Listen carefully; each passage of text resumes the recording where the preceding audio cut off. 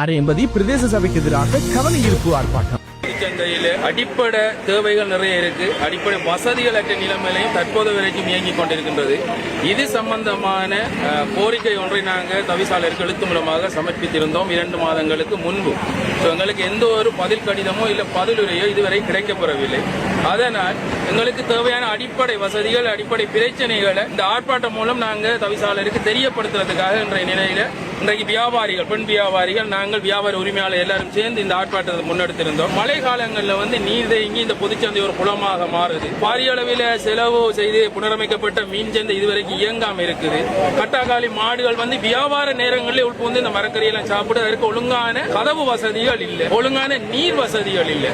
நாங்க நம்மளுக்கு போய் விடிய கால இங்க வார டைம்ல சிறுநீர் கழிக்கணுமோ, மலைசேல உடம்பு போகணுமோ, அதுக்கான உரிய வசதிகள் என்னன்னா கதவுகள் இல்ல, துர்நாற்றம் வீசுது. நாங்க ஆண்கள் பரவாயில்ல, நாங்க ஏற்றுக்கொள்வோம். பெண் வியாபாரிகள் இங்க நிறைய பேர் இருக்காங்க.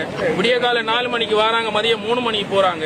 அப்படியான இடைப்பட்ட நேரங்கள்ல மலம் கழிக்கிறதுக்கோ சிறுநீர் கழிக்கிறதுக்கோ மிகப்பெரிய ஒரு பாரிய பிரச்சனை எதிர்நோக்குறாங்க இந்த பெண் வியாபாரிகள். களஞ்சி அறைகள் என்ற ஒரு போர்வையில மிக பாரிய ஒரு செலவுல அதை புனரமைச்சிருந்தாங்க. ஆனா கடந்த கால இந்த பருவ மாற்றத்தால இந்த மழை காலங்கள்ல மீண்டும் அந்த பகுதி ஒழுகி பாரிய அளவில நீர் தேங்கி நின்றது. மீண்டும் இன்னொரு அபிவிருத்தி என்ன செய்ய போறாங்கன்னா உள்ளுக்கு கொண்டு வர போறாங்க.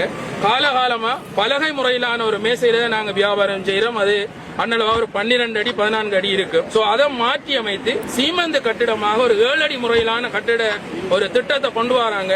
இதன் பின்னணியான நோக்கம் என்னன்றது எங்களுக்கு தெரியும். அதை எதற்காக கொண்டு வராங்கன்றதை அவங்ககிட்ட மறைமுகப்படுத்தி அபிவிருத்தி என்ற போர்வையில இதை செய்ய பார்க்காங்க.